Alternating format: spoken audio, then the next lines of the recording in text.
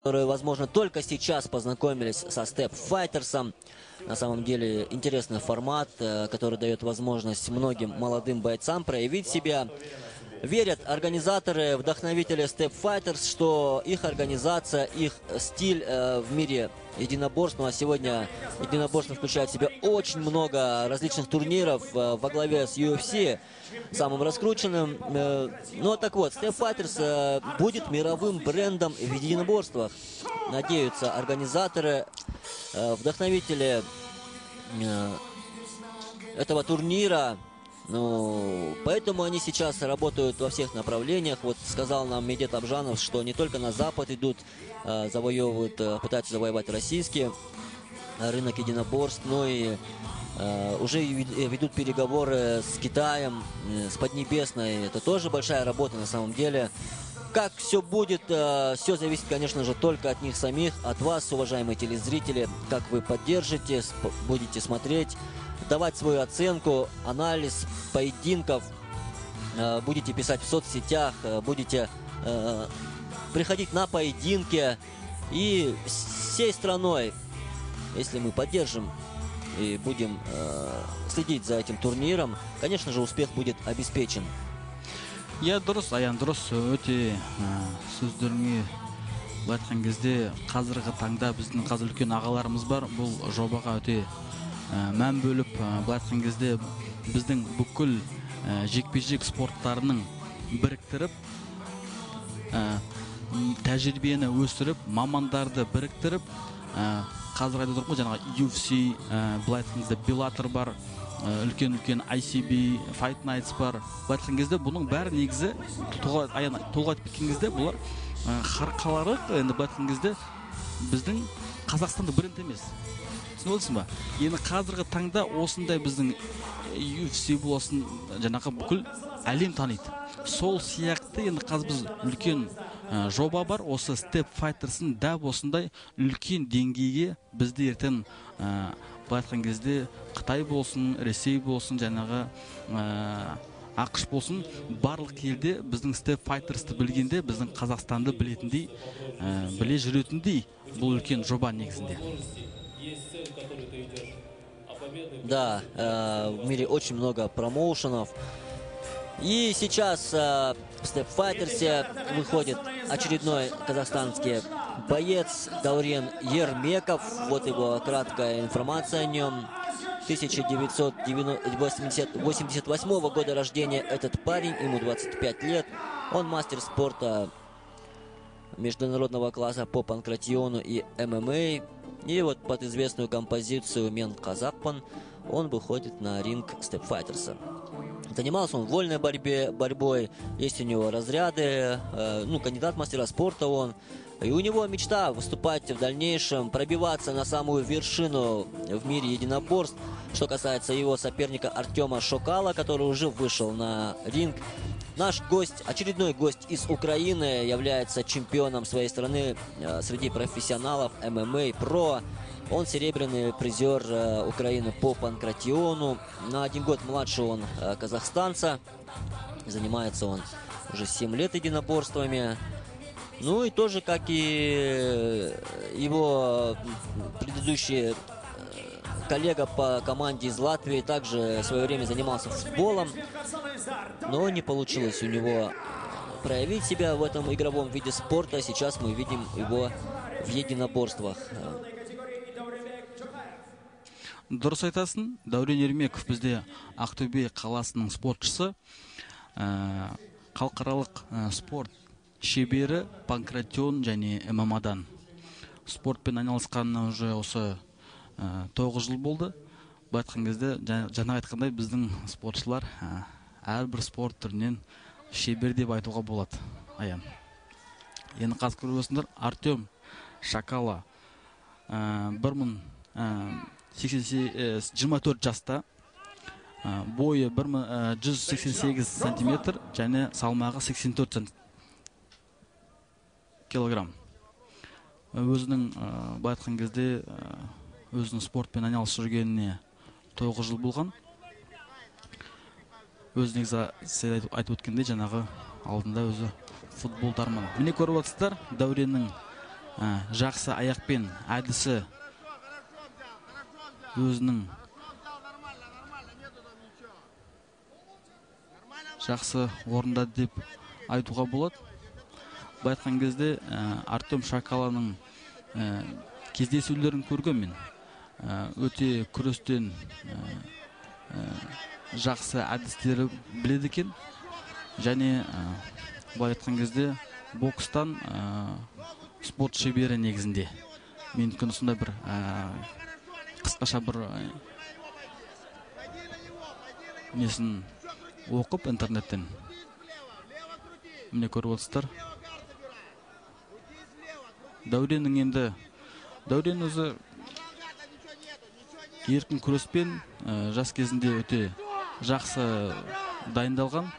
Өйткені көріп отырсыздар, жаңағы дерең бітімінде өте айтқан кезде еркін күрестің спортшыларына келіп тұр.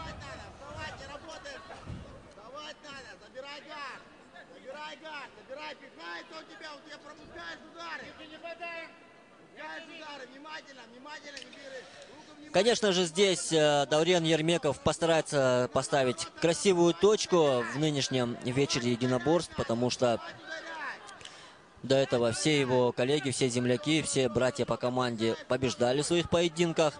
И Даурену Ермекову нужно продолжать эту победную линию.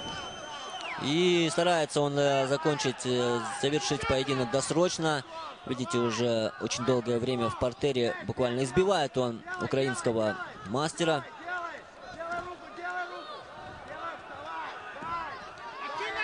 Воспитанник Актюбинской школы единоборств Даурен Ермеков сейчас полностью доминирует над своим соперником.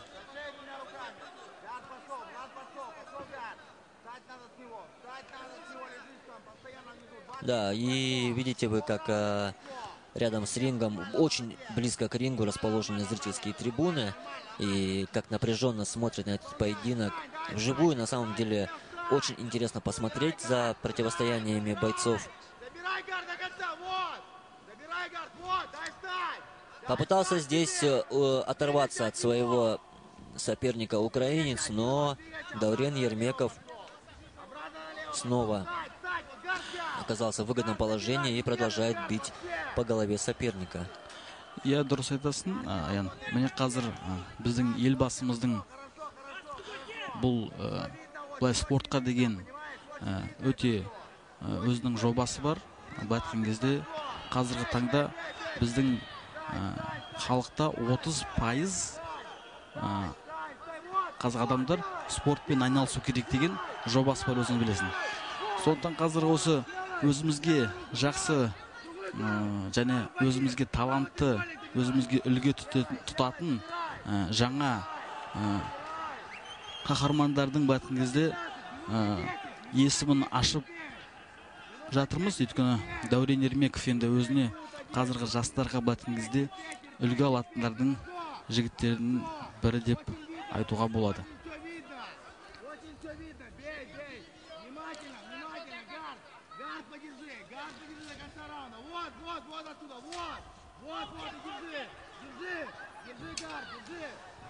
Ничего не может сделать в этой ситуации украинец. Нет у него ни секунды для того, чтобы подняться в стойку. Видно уже невооруженным взглядом, что наш гость очень сильно устал и пропустил он очень много ударов. Это, естественно, тоже сказывается на его физическом состоянии на данный момент. Подсказывает, мы слышим, как Артему Шакала, его тренер, конечно же, он в своем углу очень сильно переживает за подопечного.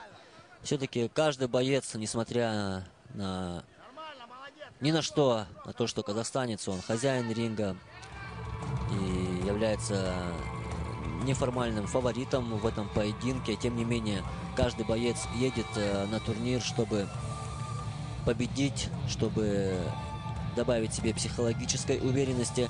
Ну и видим мы в пятом поединке перерыв. первый раунд завершен. Такого еще не было сегодня. Видим, как сейчас слева в подбородок очень жестко попадает казахстанец, от чего получил потрясение Артем Шокала. Ну и вот здесь вот в портере видите, как голова украинца буквально от каждого удара Даурена Ермекова отлетает. Я дұрыс айтасың, Аян, өйткені бұл бірінші раунд аяқталды. Ережесі 3 раунд 5 минуттан. Өйткені бұл 5 минут және оңай тез өтпейді. Жаңа сөзге қайталап өтсек, бізге енді бокс ТВ негізі жақсы мүмкіндік, аян. Жақсы мүмкіндік бізге қазір болашақта бұл Ресей жаңағы ге шығу. Өйткені қазіргі таңда біздің спортшыларды әлі біз өзіміздің жекпе-жек түрлерінен біз өзіміздің Қазақстанда талантты спортшыларды көрсете алмай жатырмыз қазіргі таңда. Енді бұл қазір бокс ТВ-мен жақсы келісім болып жаңа көрсетілім басталса, өйткені үлкен нәтиже деп есептеймін. Батқан кезде қазір енді біздің айтып отқанда жаңағы елбасымыздың жобасы біздің қазақстандық елдерді, біздің жастарды осы спортқа, қай спорттың түрі болсын, балап жаңағы спортқа шақырып, біздің қазіргі батқан кезде өздерінің денелерін шынықтыру. Батқан кезде қазір аурудың алдын алу жолдарын жүргізу керекпіз. Сондықтан осы жобаларды біздің жаңағы бірге Казспортпен бірігіп ұжым жасап, осы жаңа жобаны жүргізіп атқан ісімізге енді батқан кезде Аллах берекесін берсін.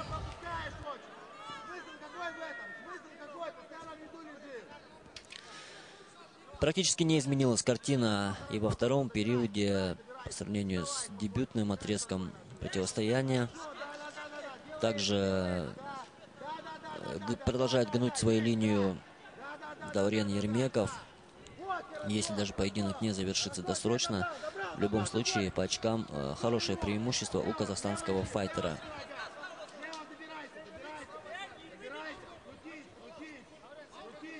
Очень много ударов выбросил уже Даурен, но здесь, если не получается победить вот такой вот жесткой рубке, то, может быть, стоит сделать болевой прием, потому что многие предыдущие его коллеги по команде именно таким образом побеждали. Вот сейчас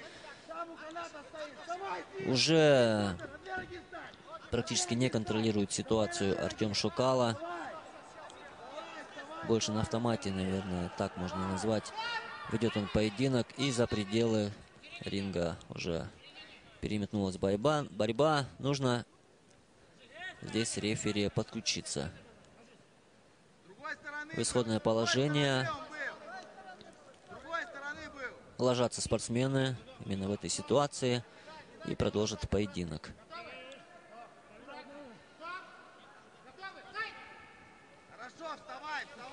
Я дұрыс айтасың, мына қазір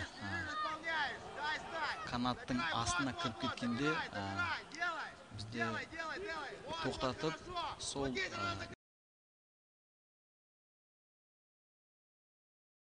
жаңағы батқыңыз әдісіне алып кеп, қайтан жатқызу керек. Міне көріп отырсыздар, Шокала Артемнің өте мықты екенін көрініп тұр. Жаңағы бокс әдісінен болсын, өте шыдамды. Міне көріп отырсыздар, аяқпен де жұмыс істейді. Бокс әдісі де бар, күреспен де өте мықты. Сондықтан бұл батқан кезде, сырттан қараған кезде неге былай жасамады деп өте көп сөздер болып жатады. Негізінде айтып келсе, бұл алаңға шыққан кезде қарсыласы болсын, бұл алаңға келгеннен кейін ол да айтса өте дайындалып, өте тәжірибелі болып келді. Өйткені бұл алаңға шыққанда шыққан спортшының өзі уже жеңімпаз деп айтуға болады. Да, и в самом деле Медет Абжанов, менеджер по развитию, но в первую очередь мастер спорта международного класса по кикбоксингу. По другим видам спорта дает свою трезвую оценку в этом поединке. Понятно, что спортсмены очень подготовлены, и очень тяжело приходится как Артему Шокалову, так и Даурену Ермекову в этом поединке. Но есть и обратная сторона. Сумеют насладиться в полной мере зрители ИК-спорта, и те, кто сидят рядом с рингом, успеют насладиться противостоянием, полноценным противостоянием Step Fighters. И здесь уже можно дать оценку Даурену Ермекову, насколько у него хватит физики на поединок, насколько он готов выдержать этот жесткий марафон с ударами, с различными приемами. Из различных позиций старается наносить удары Даурен Ермеков.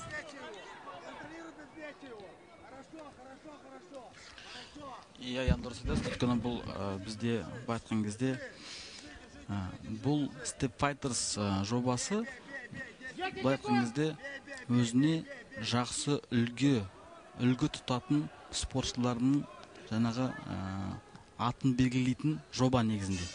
Сондықтан міне көріп отырсыздар, екінші раунд осымен аяқталды. Өте көп күш қажет етеді. Бұл батқан кезде ішінде өте күрес негізі көп күш қажет етеді.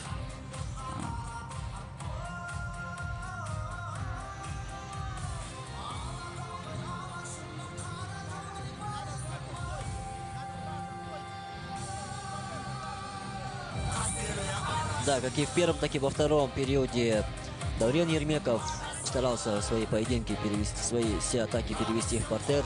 Видим сейчас вот его проход в ноги. Ну а украинец не может особо противопоставить свои умения, свои навыки в этих моментах. Напомню вам, чемпион Украины среди профессионалов ММА Про, финалист Украины по панкратиону Артем Шокала. Его рост составляет 188 сантиметров, вес 84 килограммов. Работает он тренером, помимо того, что еще и сам занимается в зале единоборств. Міне екінші раундта да біздің Даурен Ермеков басын болды. Бұл айтқан кезде жақсы өнер көрсетті. Артем Шокалов болса да бұл өте тәжірибелі спортшы. Украина спортшысы бұл айтқан кезде жаңағы ереже жекпе-жектен және көп кездесулер өткізген. Міне көріп отырсыздар, Даурен Ермеков аяқпен жақсы әдіс жасап,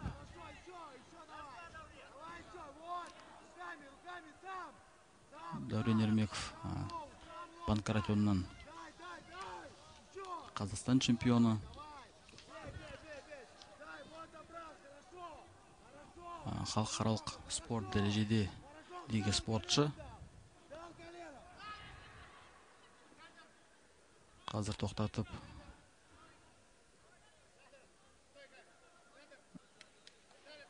рингтің ортасына шығарады спортшыларды.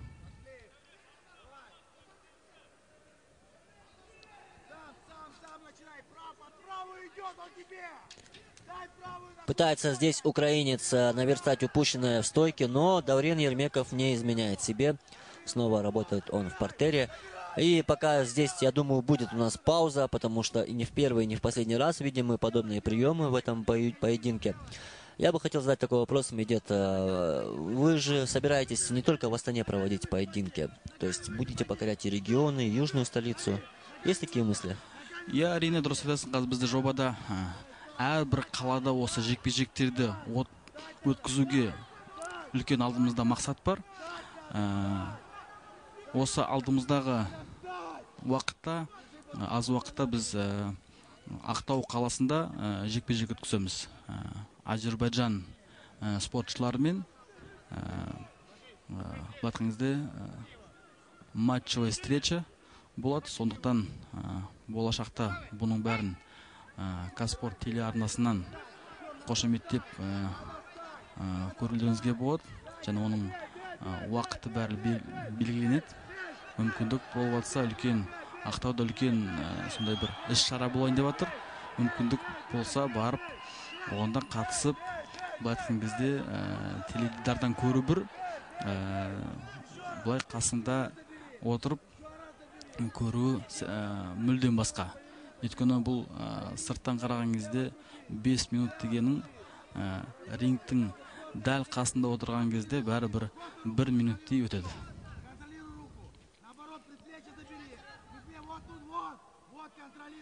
Сонда болашақта енді қазір біз жаңа айтып отырдық қой, енді Қытайға, Ресейге жақын арада шығамыз деген ойымыз бар. Қытайлық спортшыларды олардың алда мақсатты қойып отыр. Біздің Қазақстан елімізге осы Астанада өтеді. Тағы да бір келісім бізде алараса сол Қытай еліне, Бейжің қаласы болса, сол қалаларда сонда үлкен жекпе-жектерді өткіземіз деген ойымыз. Өйткені қазір Қытайда өте үлкен жобалар жүріп жатыр. Осы айтқан кезде жаңа айтқандай жастарды болашақ өзіміздің былай айтқан кезде патриотизмға балау, өздерінің жақсы денсаулықтарын ұстанып, өздерінің жақсы елге таныту, әрине жаңа осы жобада бар.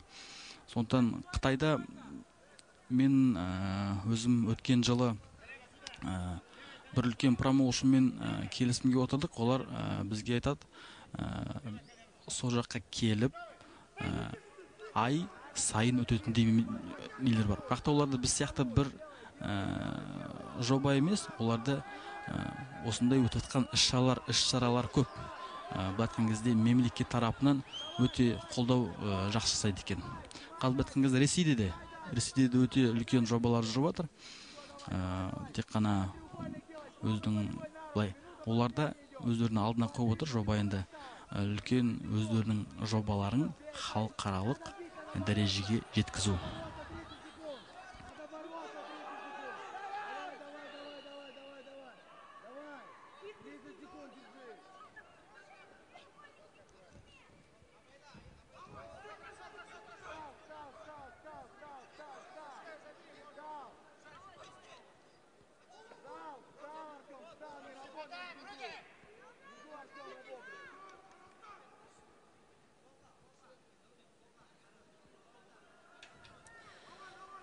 Да, подустали оба спортсмена.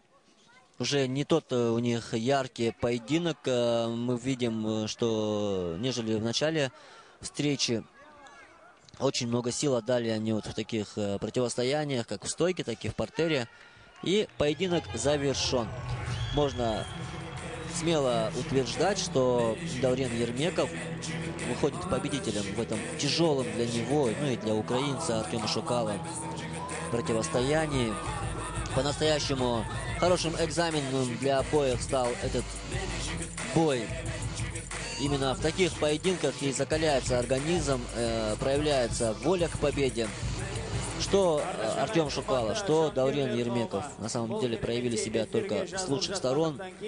И за это им стоит поаплодировать. За их умение, за их любовь к спорту, за их силу, терпение. Оставайтесь на своих местах до конца нашей съемки. Сейчас спасибо за понимание. Рахмет. Награждение, точнее, уже точно станет известно, кто же вышел победителем в этом противостоянии. Даурен Ермеков, видим, уже заранее празднует победу. Я дұрыс айтты, яғни өйткені Даурен Ермеков басым болды үш раундта да. Сондықтан біздің қазақстандық спортшыға жеңді деп айтуға болады. Бірақ та көріп отырсыздар, Итак, уважаемые дамы и Шакала господа, Артемнің бұл жекпе-жекке өте жақсы дайындалып келгенін көріп отырмыз. Победу одержал боец в красном углу ринга Даурен Ермеков.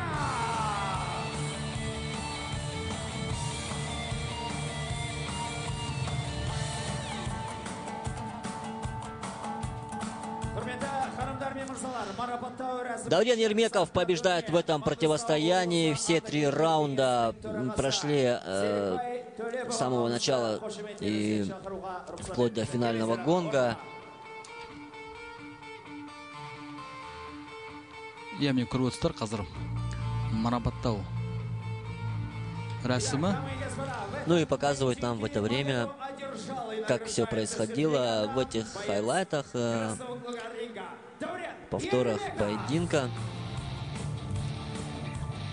Мы увидели, как в целом сложилась картина всего противостояния. Получает свои заслуженные награды Даурен Ермеков. Я сондықтан біздің жастарды, біздің айтқан кезде біздің болашақ патриот, болашақ біздің елін қорғайтын, жерін қорғайтын біздің жастарды спортқа, балауға, спортқа шақырамыз бәрін. Тек қана осы ереже жекпе-жек емес, және айтқандай әрбір спорттың түрін денсаулығын шынықтыруға өте маңызды, және қазір өте айтқан кезде